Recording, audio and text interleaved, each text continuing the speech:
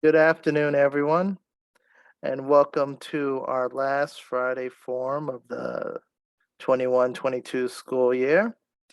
I'm happy that we are all here in our virtual space here. Um, I'm Derek Anderson. I'm the outgoing CUPPS president, and I'm happy to welcome you to our Friday forum today. Um, we're especially happy because we have a in-house lineup today. Um, with all three UIC researchers and presenters today. So looking forward to been looking forward to this for a few weeks. So we can get started. We are recording, so there should be a transcript enabled.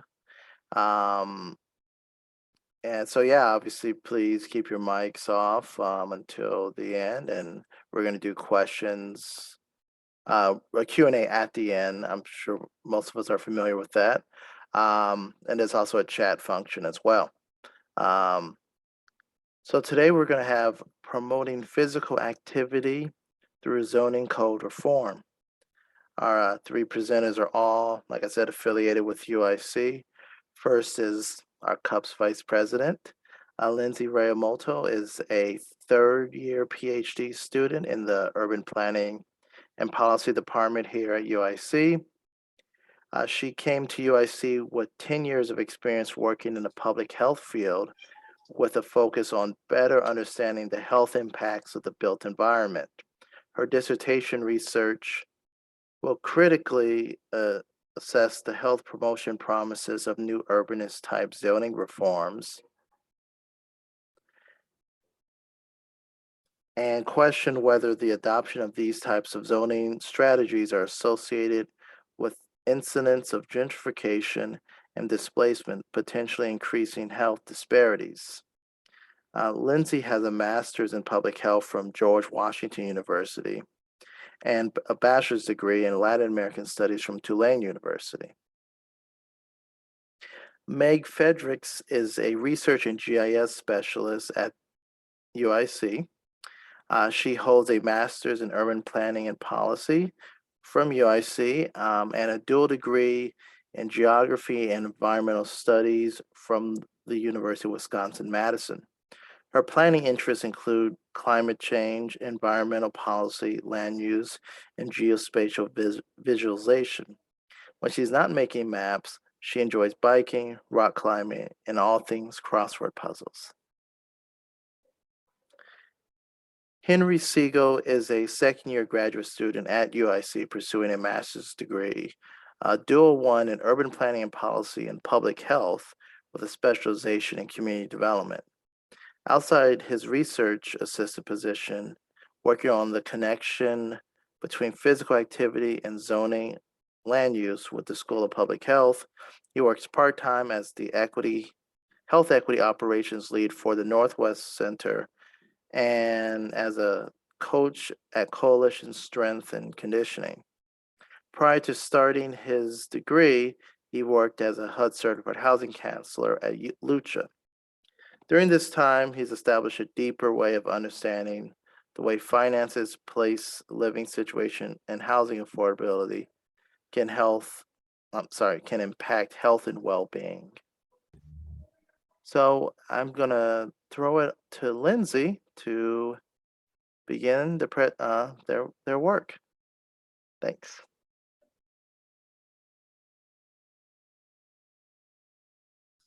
Thanks, Derek. So Henry's actually going to kick us off to start the presentation. So I'll let him begin. All right. Well, hi, everyone. It's good to see some familiar faces. So thank you all so much for being here for this Friday Forum. Our presentation today, titled Promoting Physical Activity Through Zoning Code Reform, is presented by Lindsey Realmuto, Meg Fredericks, and myself, Henry Siegel. Lindsey and I will be discussing the presentation, but we want to acknowledge the work that Meg put in to help design and provide materials for it. And of course, we wanted to highlight Jamie Shrieky, the principal investigator, who without whom this work would not be what it is today. You can go next slide.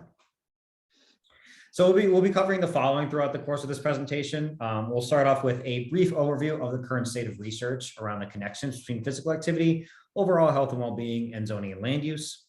We'll then review what zoning code reform is and how it is different from traditional zoning. Then briefly discuss the prior research project from which our current project is based.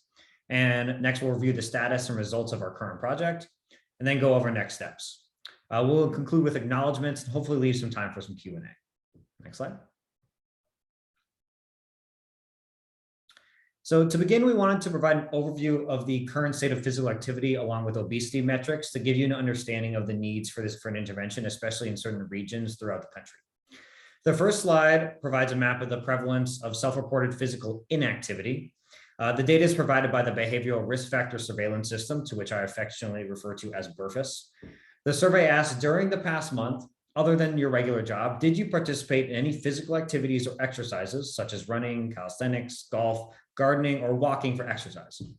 Interestingly, as you can see from this map, southern states have the highest rates of physical inactivity in the country. Also, if you're interested, the CDC provides a similar map of physical inactivity broken down by race and ethnicity. Next slide. This next slide is a similar map, but in this one, we're presented with data on the prevalence of self-reported obesity among US adults. As you can see, obesity is a disease that impacts most states. However, it is most severe in the southern US and throughout parts of the Midwest and Rust Belt. Obesity is a concern for many reasons. Chief among them are the conditions that typically accompany and in many cases are exacerbated by obesity, which include heart disease, stroke, type 2 diabetes, and certain types of cancer.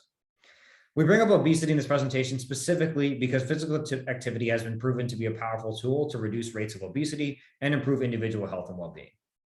Next slide. So moving on to the connections between the built environment and physical activity, these next two slides are meant to provide a brief overview of the existing research that links the two together. I think much of this you will find to be relatively intuitive though. First, with respect to children and adolescents, studies have suggested that there are significant correlations between physical activity and neighborhood walkability, reduced traffic volume along streets where they live, access and proximity to recreation facilities in their communities, and increased land use mix and residential density. For adults, access to parks, playgrounds, and trails have been shown to be positively associated with increased physical activity. In addition, a more connected street, trail, and pathway network has also been shown to facilitate increased physical activity among adults. And there is also evidence to suggest that intersection density, i.e. shorter block lengths and more intersections in a community, have been positively correlated with increased walkability and therefore increased physical activity. Next slide. In addition, increased access to bicycle infrastructure has been shown to increase physical activity among residents who live close to that infrastructure. For any of you who live close to a bike trail, or in my case, I used to live by the 606 and used it pretty often when it was close to me. However, it's not so much anymore, given that I live farther away from it now. So it kind of gives you a sense of if it's close to you, you're more likely to use it. The prevalence of sidewalks in a community have been shown to contribute to physical activity and walking. Again, this intuitively makes sense, as it's not nearly as enticing to go for a walk when you are forced to share the road with cars or even bikes. And then finally, mixed use land uses are typically associated with more walkable communities and therefore encourage more physical activity. So from here, I'd just like to turn it over to Lindsey to discuss the differences between traditional zoning and code reform, as well as talk about our findings. Thanks, Henry, so much for that great overview.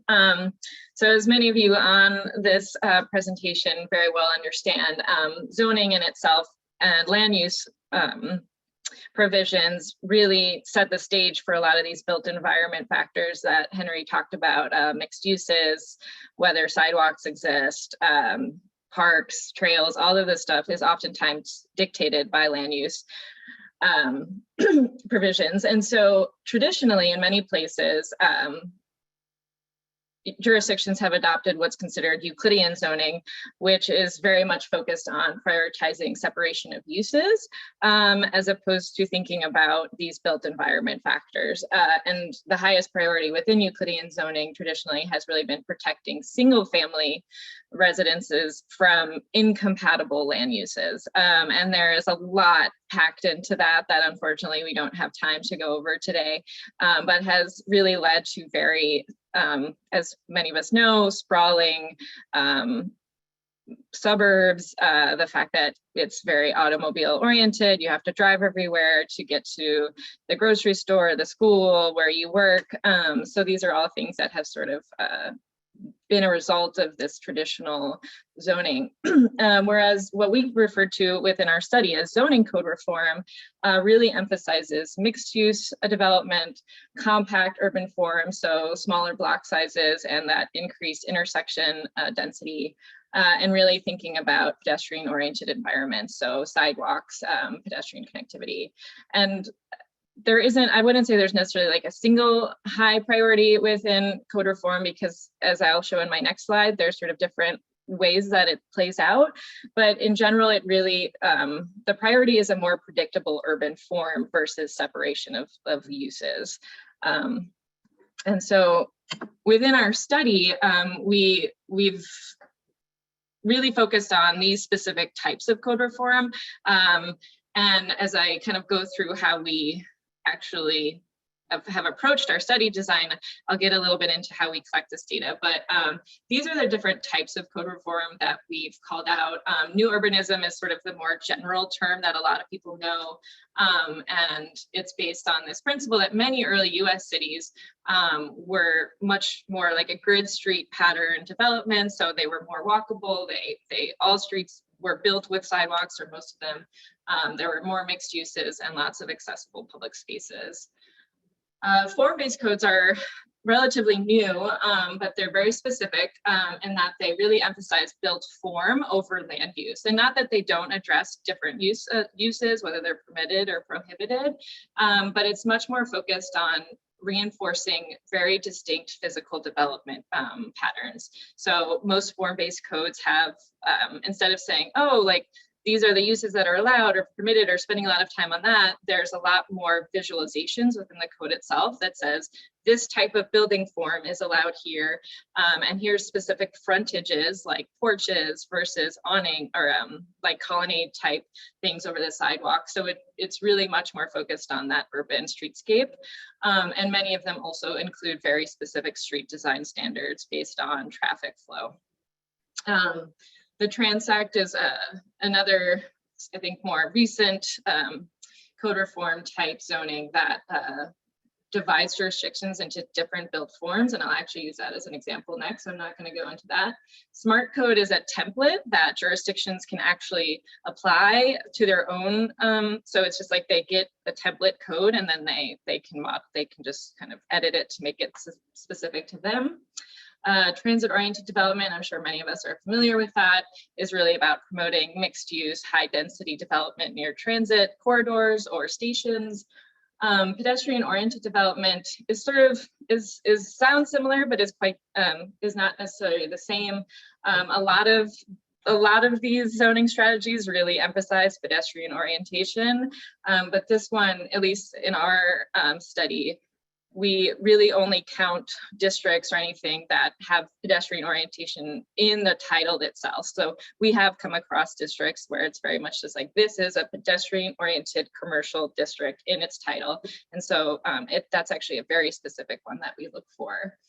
And then there's traditional neighborhood development, which is really meant to be when there's like new development. This isn't necessarily, or like infill development, but it's a village style. So it's really looking at a larger area, including different housing types, mixture of uses.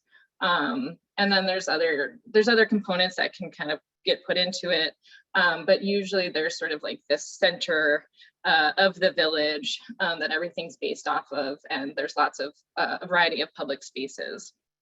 And then smart growth is something we see kind of less common within the zoning code itself in terms of districts, but it is sort of an overall approach that encourages mixed uses and building types, and just like much denser development versus sprawling development.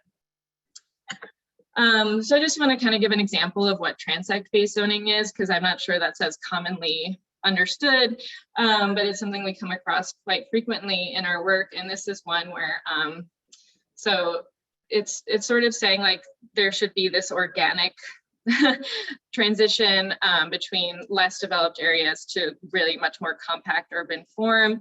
And instead of being very prescriptive about uses within each of those zones, it's much more prescriptive about sort of what the street design looks like. So in a very natural area zone, there probably wouldn't be sidewalks, but they might have requirements about trails versus sidewalks. Whereas when you get into the more suburban or general urban zones, there's very specific requirements about sidewalk width, which generally increases as you get to these more urban core zones.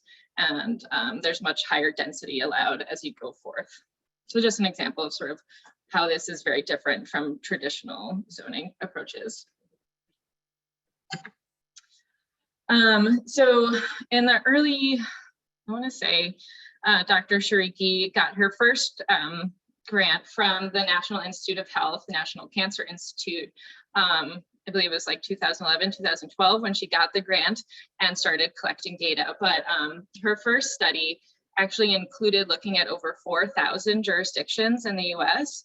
And her interest was really in looking at whether the adoption of code reform and then looking at zoning codes and seeing if they had these physical activity markers and trying to look at how those related to actual physical activity outcomes. So in her first study, she had over 4,000 jurisdictions, like I mentioned, which actually covered nearly 3/4 of the US population. And within that study, they collected information on 11 active living oriented markers, which I've highlighted here on the right in blue. And so then they linked zoning code data with physical activity related data from BRFIS, which Henry had mentioned earlier, which is like a CDC nationally representative sample survey that's done frequently. And also looked at American Community Survey Journey to Work data. And I just want to kind of give you a sense of how this information was collected, because I think it's a little hard to really understand the amount of work that goes into this actual zoning coding that we're doing. So this was the zoning code audit tool from the last study. And so I just want to highlight a few things here. So through that work and our work too, we're collecting information on when zoning codes were adopted, whether they have these different code reform districts, whether it's actually the entire code as a form-based or smart code-based zoning document. And then we're also actually coding districts within the code itself. So you'll see here, we actually coded for the actual code reform district, commercial districts, mixed use districts, parks and open space, plan unit development, public institutional districts, residential districts, and more general zoning provisions district. And then within each of those, we kind of see like, does the zoning code actually talk about sidewalk requirements, or are they addressed in other ways? Are playgrounds or parks allowed within these districts? Is there specific text around having trail connectivity or pedestrian connectivity? So they actually developed a whole coding protocol that we then modified for our study, which I'll talk a little bit about. But I just want to give you a sense of sort of how this data was collected. And then this was all sort of transported into REDCap, which is an online survey database tool that we're also using.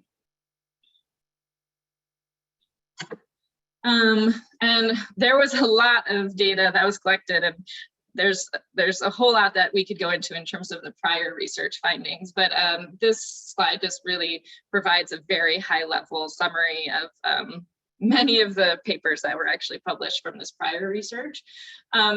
But, so there were these sort of individual level physical activity outcomes and then municipal level outcomes. And there were multiple multivariable regression analyses run that looked at the relationship between the zoning and these different individual versus municipal level outcomes.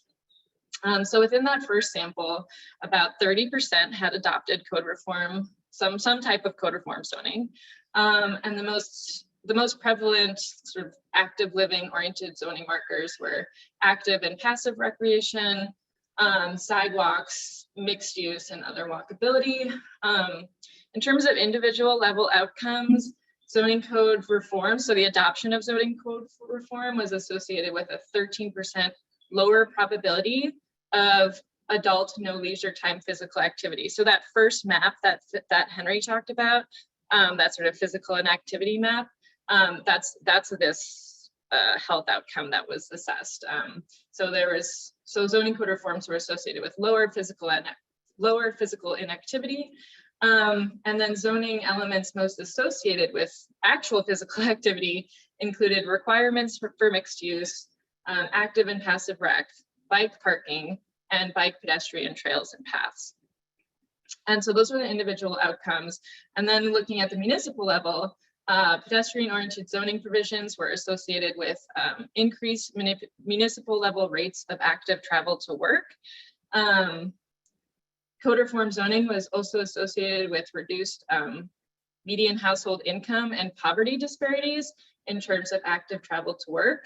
And then jurisdictions with transit-oriented development districts had significantly higher percentage of no vehicle households and higher rates of public transit use and active transportation. So, you know, a lot of this sort of seems intuitive, kind of following up on something that Henry said, but there wasn't really a lot of data prior to this study that showed that these sort of components of the zoning code itself were associated with these physical activity outcomes. So this was really a really big kind of flagship study that Dr. Shariki had engaged in. And so she applied for more funding recently and to do a more longitudinal analysis, sort of using the same framework. This is funded by the Centers for Disease Control and Prevention under PAPRN, which is, we'll actually talk a little bit about PAPRN at the end of the slides.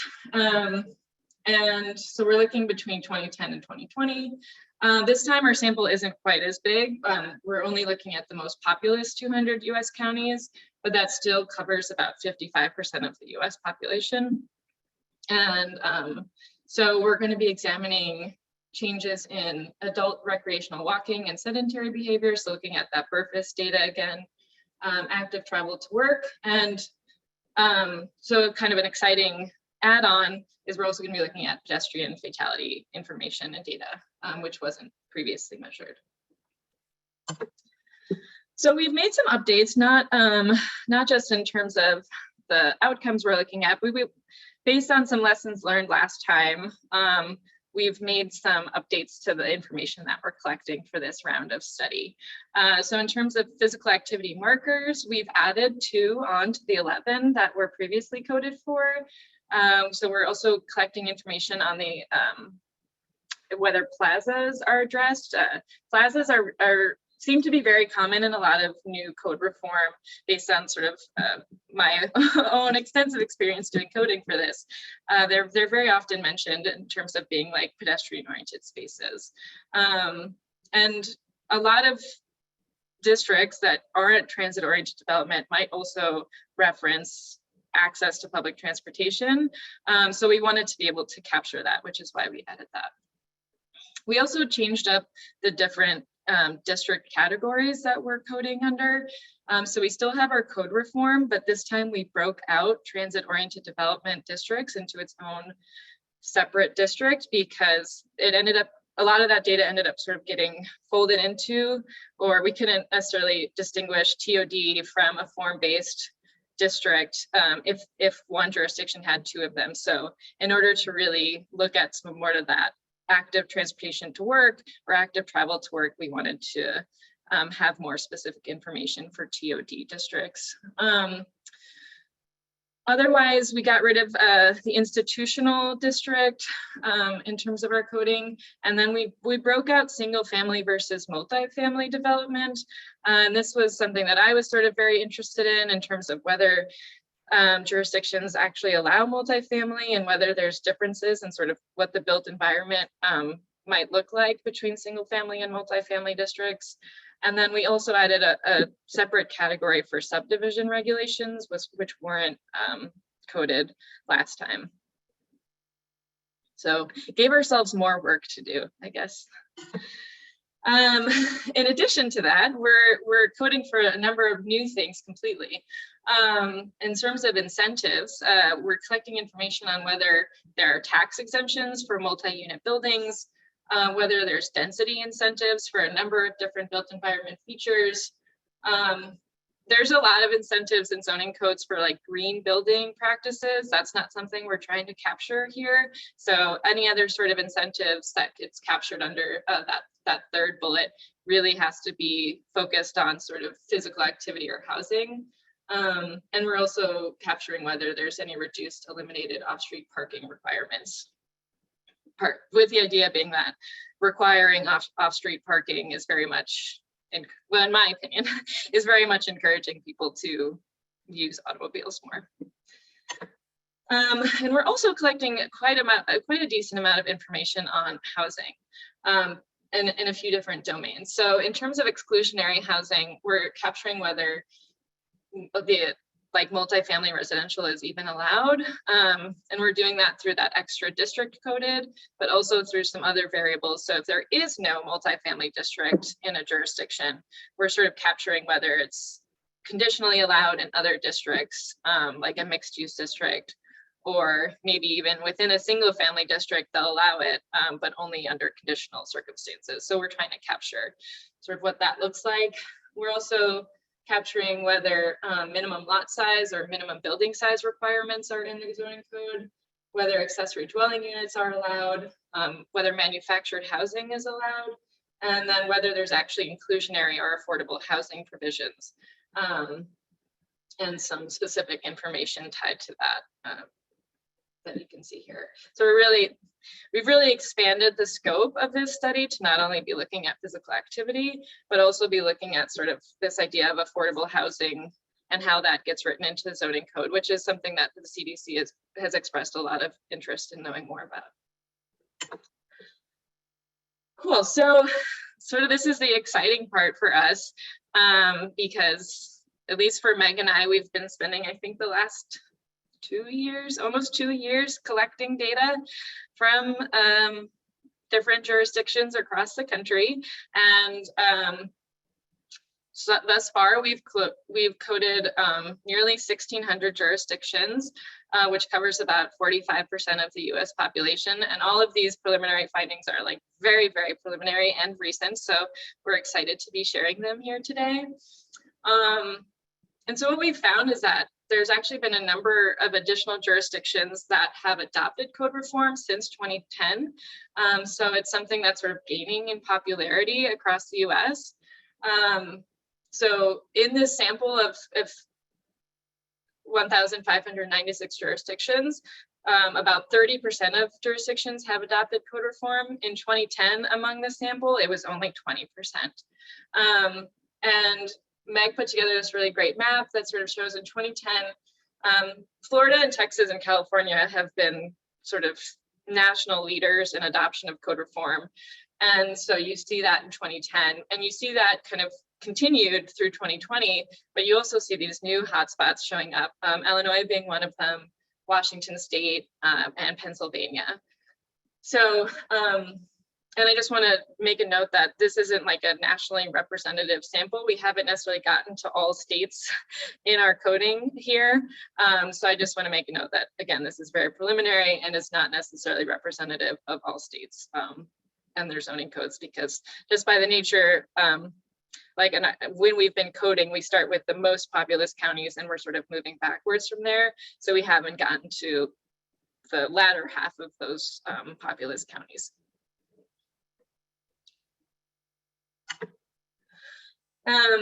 Some other preliminary findings specifically about jurisdictions that have adopted code reform zoning. They're more likely to have no majority racial group.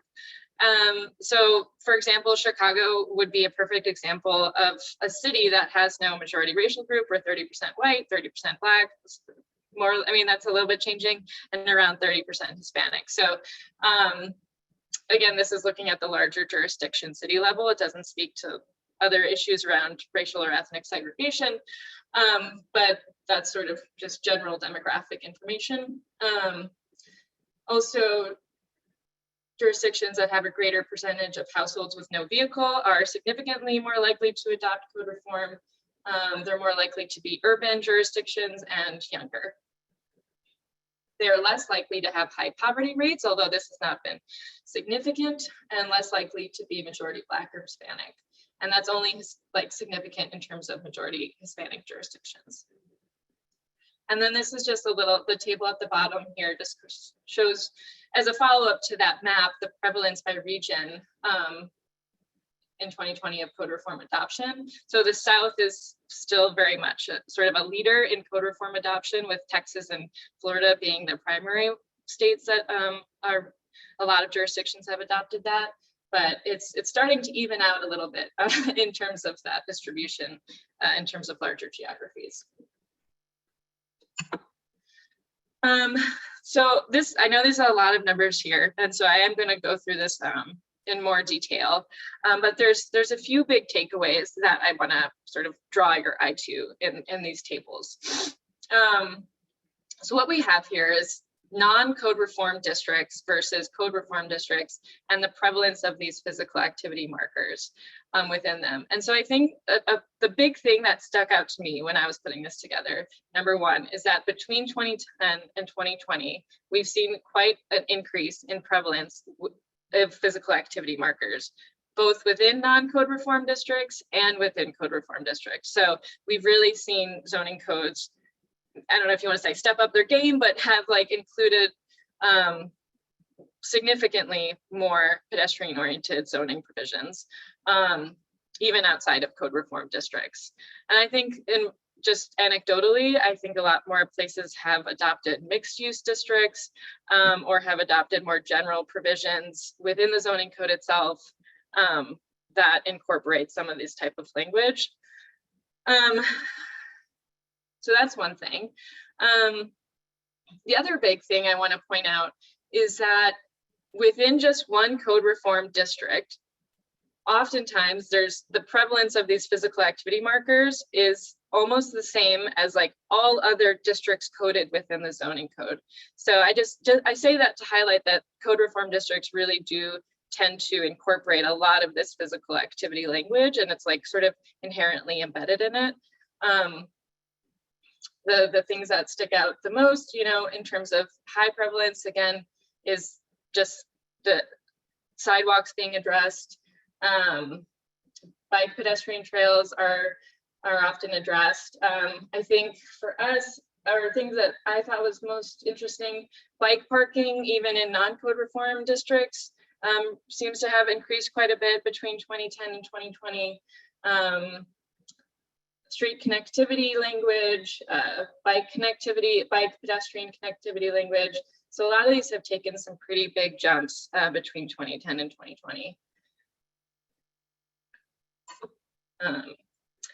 These are just the last few, same sort of thing here. So other walkability is very prevalent in 2020, both within non-code reform and code reform districts compared to 2010. Mixed use language has increased across the board, and active and passive rec are fairly ubiquitous through a lot of zoning code districts. So to me, that's not super surprising. It was very, very prevalent last time and is very prevalent this time.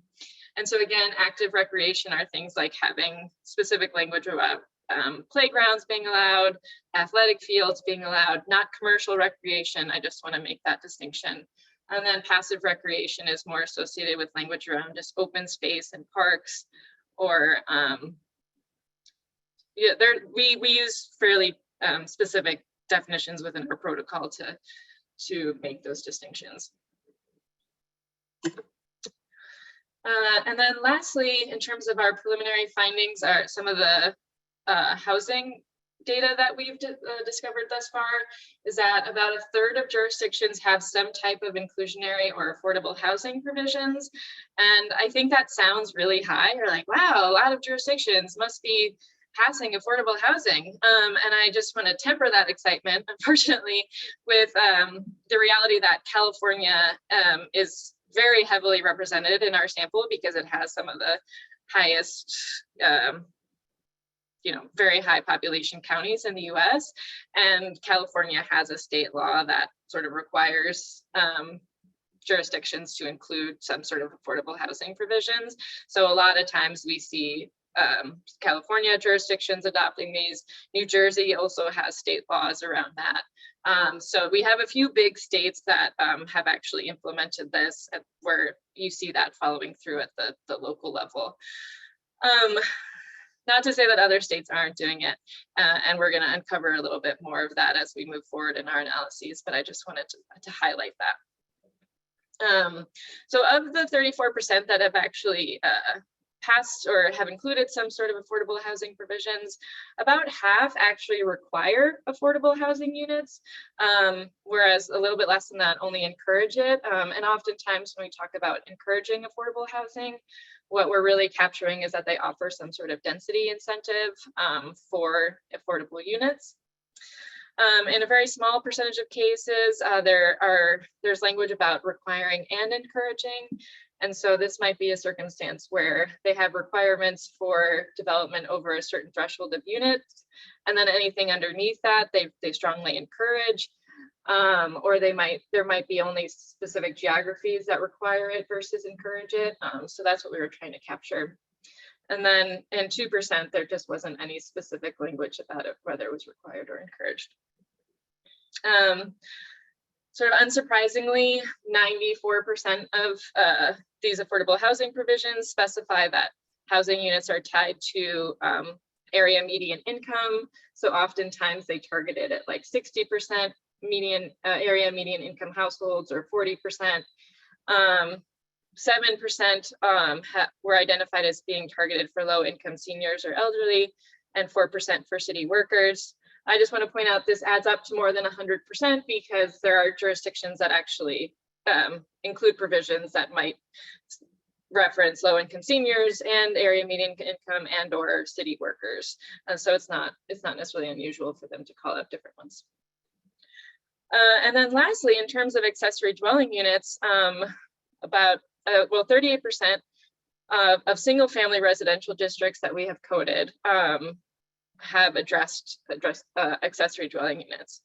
And within those, about 82% were allowed, 12% were conditionally allowed, and 6% had specific language that prohibited ADUs. Again, I think some of this is sort of exciting that over a third of the US, or what we've coded so far, actually address ADUs. Again, California has a state law that sort of requires municipalities to allow it. So California is definitely leading the way in terms of trying to make these affordable housing provisions part of the local zoning code, because housing affordability is such a big issue in that state. But we're going to do some more analysis on this variable too, that I'm excited to sort of see just outside of single family residential, whether it's allowed in other districts as well. And then what that looks like geographically across the US. Great, and I will let Henry finish the last few slides for us. Yeah, thanks, Lindsay. So the next steps in our process is, of course, to finish coding all of our jurisdictions. Once we're able to do that, we'll move on to analyzing the data and begin writing the paper, designing presentations, and kind of sharing all of our research. And then after that, we'll begin the most robust part, which will be our collaboration phase, or a robust part of our collaboration phase. However, if this presentation sparks any of your interests right now or in the near future, we want to encourage collaboration at any point in this process. So please don't hesitate to reach out to any of us on this team if any of what we discussed today relates to your research interests or just general interests at all. Next slide. And in closing, we wanted to acknowledge the organization that supports this work, the Physical Activity Policy Research and Evaluation Network, or PAPRN for short. They are a research network supported by the CDC's Division of Nutrition, Physical Activity, and Obesity. In addition, PAPRN supports collaborative research and evaluation to identify and implement local, state, and national level policy approaches that influence opportunities for physical activity. It supports work across multiple sectors with emphasis on factors that affect the built environment, such as land use and transportation policy. And it emphasizes cross-sector collaboration and integration of health equity into all policy evaluation efforts. For those interested, I would highly recommend that you should join. You can just register on their website and get involved with that. They also have a number of working groups that you can be involved in, such as one centered around transportation and policy, another on equity and resilience, and also one dedicated specifically to parks and green space. They also host a number of webinars throughout the year, and they are recorded and archived if you're interested in watching any of the previous webinars or would like to register for those upcoming in the future. So highly recommend that as well. And then last, but certainly not least, we wanted to acknowledge and shout out Julian Leader, who has been an invaluable part of this team throughout this process and doing a lot of the analytical work for us. And next slide. And now we'll just take any of your questions. Thank you very much. And we also have citations as well.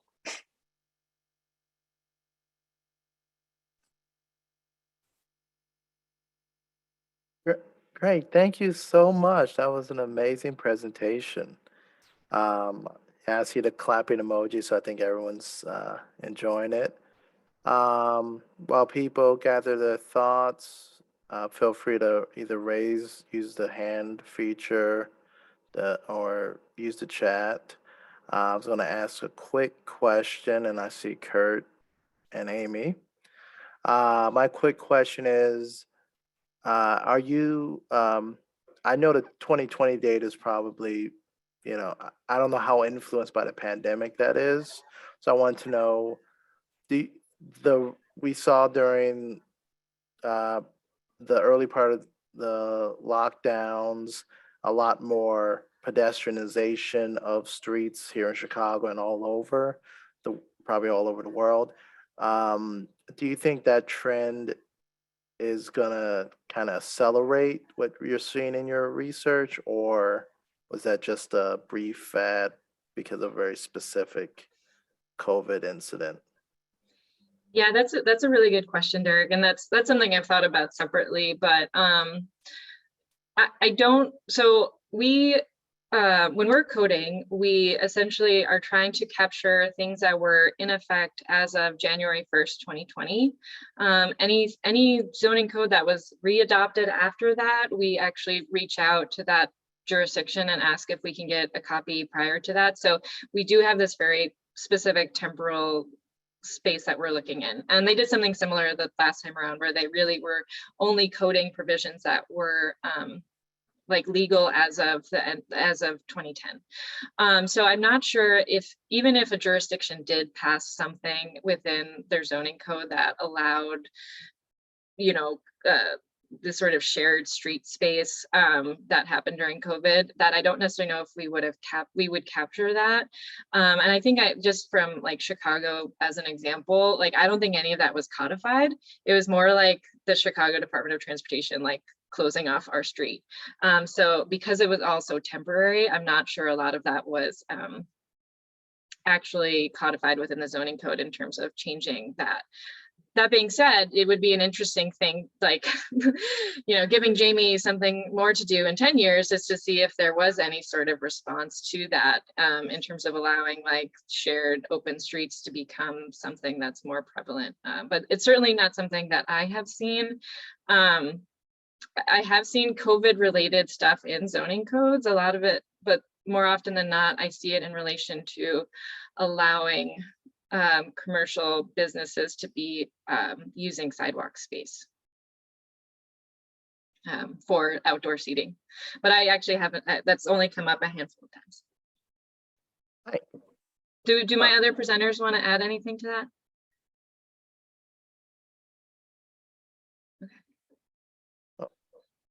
Kurt?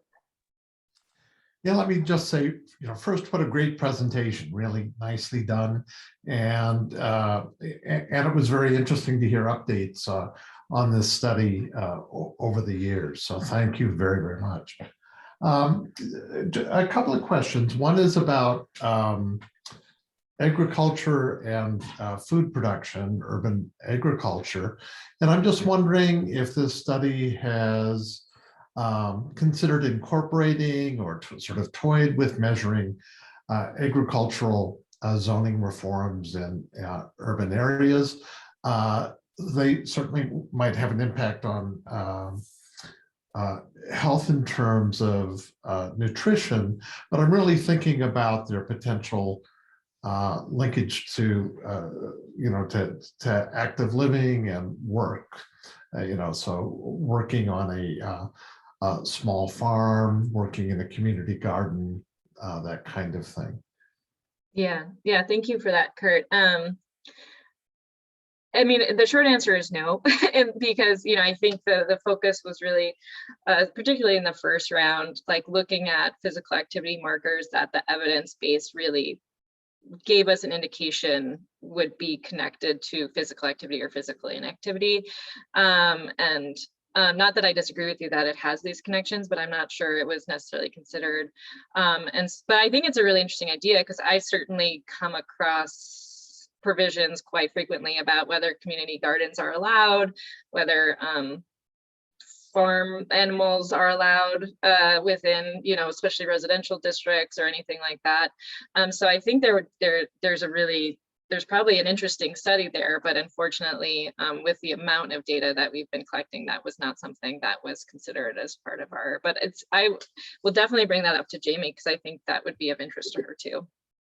And a second question, I'm just wondering, and maybe it's a little too early in this comparison of different years for me to ask this, but I'm wondering how you're dealing with time delays. And so, Lindsey, you've expressed particular interest in ADUs, and I think it's fascinating and great that this is part of a study.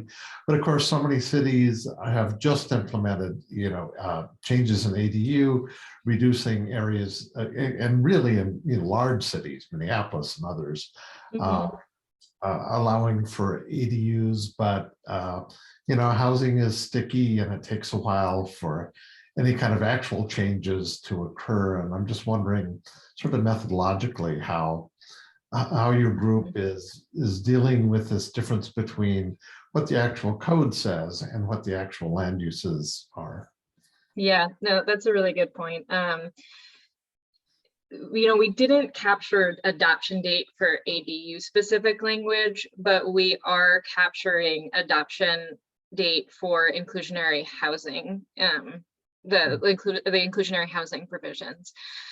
But that's sort of like should make a mental note of that we probably should have captured it for ADUs too. But I think the CDC was really more interested, and myself, when we were kind of creating this revised audit form, was a little bit more concerned about inclusionary housing or affordable housing provisions. And so that's why there's like a lot more detailed information that we're collecting on that. There's a lot of places that we haven't been, that I've coded, where the ADU provisions were literally adopted in post January 2020 or 2021 or 2022. So we're not capturing that. So we are capturing things that are at least prior to 2020. But yeah, your point is well made, that there's only so much we were able to sort of capture in this. Meg or Henry, did you want to add anything to that? Yeah, just for urban agriculture being allowed or encouraged, you tend to see that a lot more in kind of the more progressive mixed use or code reform districts. And I would think that it would be positively associated with like plazas, pedestrian plazas especially, and density bonuses for environmentally friendly practices. So I would be interested to see how it's associated with things that we are already keeping track of, but I definitely have seen it a decent amount in zoning regulations, which is kind of surprising to me because it is more of a progressive idea. Yeah. Thank you. Amy, I think you had your hand up next. Yeah, hi, thanks. Enjoyed the presentation. I have an appointment over in the DHD, Department of Disability and Human Development, and as a GA, and we're doing a couple of projects that are sort of very similar, looking at factors of the built environment and their influence on physical activity, but our focus is on people with disability, and we're looking at public transportation and ADA planning and law in particular. So yeah, as I was listening to your conversation, a lot of questions about like how you designed the study and everything were going through my mind, and probably maybe, you know, more than we should get into the weeds here in a discussion, but yeah, maybe it'd be fun. Perhaps we could have like a cross collaborative lunch between groups or something, and we can, yeah, geek out about all the nitty gritty. But I did have one question about your audit tool. And I don't know if you got something you could, if you wanted to share it, because we've had to develop an audit tool as well. And there's a lot of questions about like, how do you justify which items you include in your audit tool? And in particular, I was curious if your audit tool, I know you mentioned TOD, but does it address transportation at all in any way, especially because TOD is kind of rail oriented, not necessarily looks at like a bus service or something like that. Yeah, there are a few different components there. To your first point, and Meg and I have talked about this, so another component of this is that, so there's 3 of us coding, and we went through a fairly rigorous like interreliability coding, which took a long time. And you know, we have this like 40-page protocol that we try to stick to as, you know, as much as humans can. And I remember early on when Meg and I were doing interreliability coding, there were stuff around like curb ramps and like handicap accessibility language around sidewalks and intersections. Unfortunately, we just don't capture that as much. And if it does, it might just get captured under other walkability and it sort of gets lost. But I certainly see a decent amount of that language. It's just not something that was as relevant for the outcomes and purposes of our study. So I did want to, you know, sort of highlight that this has come across our mind and eyes as we've been doing this. To your second question, I would just want to check with Jamie really quickly about sharing the audit tool and our protocol. I'm sure she'd be fine with that, 100%. But you know, it's I think we'd be certainly happy to share that sort of the approach that we took in doing that. Yeah, and it's really finicky in terms of saying like what is addressed, because sidewalks, you know, and there are certain chapters that we just like skip over because they're signs, like we just don't even code signs, non-conforming uses. We don't, you know, there's some parts of the zoning code we really don't touch to make our lives a little bit easier and to make it more focused on like what we think will actually impact, you know, what most people experience as the built environment. Did that answer your question? Or did Meg, Henry, do you want to jump in and say anything else to that? I mean, I guess you could, then you put, I haven't looked at zoning code, you know, changes lately, or, you know, what people are putting in TOD, and I'm wondering, is that on the radar? Are they thinking bus, or they're just yes, like, yeah, sorry, I forgot that last component of your question. I should have written it down. So we, bus transit is also like, we don't necessarily discount a DOD if it is like a bus rapid transit, or if it mentions like trying to enhance transit corridors, it doesn't necessarily have to be rail. And then in terms of like that physical activity marker, public transit within each category itself, talking about bus stops, connectivity to any sort of public transit is captured under that. So it is not only focused on rail transit. Sorry, I forgot that. Okay, so when you were, so the survey where you asked people about their physical activity level, there were like, you had examples like gardening, blah, blah, blah, but if they said walking to transit, that was included? Oh, so that's a CDC survey. That is not something we do. The BRFIS, the Behavioral Health Risk Survey, is like, you can go online and look at the actual questions for that in a much more intense way that I can respond to that. Yeah. Okay, cool. Thank you. Yeah, sorry. I badgered you with questions, but yeah, we should try to meet offline. Yeah, for sure. And then Derek, do we have time for Andrea's question? Yeah. Great. Hi. I was surprised to see your slide about obesity. And you guys are public health scholars, so like you're probably more in tune than I am, but so there's a lot of research that challenges whether obesity can be used on its own as an indicator of health. And we know that people can be measured as obese and have low risks for cardiovascular disease. Obesity has other factors, many of which are systemic, that influence it. Your study didn't engage with obesity, it engaged with physical activity, and the outcomes, like the outcome variables that you used, were adult physical activity and active travel to work. So I didn't see obesity get brought up again. But I wanted to like point this out. So like in the introduction, you compared two maps that showed lower physical activity and higher obesity, but I felt like that played into this kind of harmful culture that we have that blames fat people for like what we presume are their lifestyle choices. But I think the intent of your research is actually the opposite. So like you guys are advocating that governments take responsibility for delimiting what people's lifestyle choices are. So I think like in the introduction, what you need to do is to set us up with your premise that low physical activity is a health risk. And there's certainly enough research on that you don't have to rely on obesity as a proxy. So my questions are, was there more to your study that maybe does engage with obesity that you weren't able to share with us that might like explain more of it? And if not, how do you think, as you continue to do this research, how do you think you could do more justice to this issue? That's a really great point. And Henry and I had a long conversation about that the other day. And so I'm going to let him take this question. Yeah, no, I completely agree with you. And I have a lot of reservations about like using that as a metric, I think.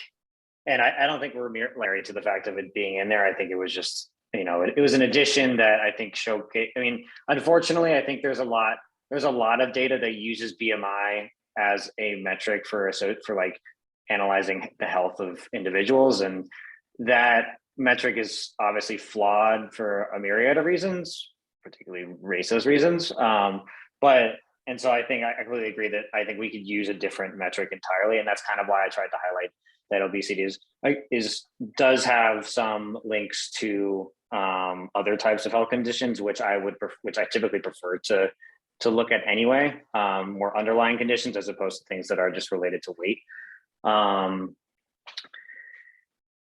And yeah, so I mean, in short, I do think we can just remove it. And because I agree, there are a lot of like connotations, and I think especially when we look at the South, like it's hard to tell if we have a larger population of African Americans, and for particular reasons, they are typically indicated as being overweight or obese when it's not actually, when it has nothing to do with like the actual health, and it's more just like a cultural thing that's more built on like historical racism and fat phobia. And so, yeah, in short, like I don't think we need to continue to include it. And again, like I think I've had issues with even just using data at this point, like, and even using research that connects physical activity or like health and BMI to physical activity or BMI to any type of health conditions because of all the like the fraught things that are kind of going on with it, especially in the public health sphere. So I hope that answers your question. I think we could probably just remove it if I'm being honest, and just not include it because we don't really talk about it in the studies necessarily. And I don't think it was included in the prior research papers or anything like that as like a factor in which is considered. Yeah, I think and this was my decision to do that because Henry brought this up as an issue to me. I think a lot of public health data and research really look at the correlation between physical activity and weight and how that relates to different health outcomes. So, in my mind, I was sort of setting a stage to think about this as why physical activity sort of matters on this larger scale, because from a public health standpoint, reducing obesity rates has been like a big public health goal, and it's fraught, and there are issues with that. There's issues with measuring just like how different body sizes relate to health. But point very well taken, that we should really think about you know, talking about physical activity and why it's important for health, and there are a lot of other ways to do that. So very helpful comment in terms of thinking about future presentations on this topic for sure. So thank you for that. So we've passed our 1 o'clock time. Thank you all so much for joining us today. I think this is one of our best, but better Friday Forum turnouts, which is very exciting. I was about to say the same thing. Yeah, I'm very happy that everyone was able to make it and really engaged with the work, and having our own UIC like themed Friday Forum, I think was really good. So thank you all for coming out. I would say, enjoy the rest of the semester, stay strong, and we can get through it. Yeah. Obviously, our next Friday Forum will likely be September-ish 2022. So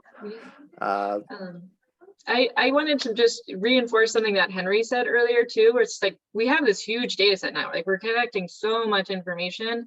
So really, if any of this, Amy, thank you so much for jumping in, but if any of this connects in any way to work that you're interested in, please feel free to reach out and talk about it, because I think we've put a lot of work into this, so it would be nice to see it being utilized in like a broader way. So thank you so much for participating today.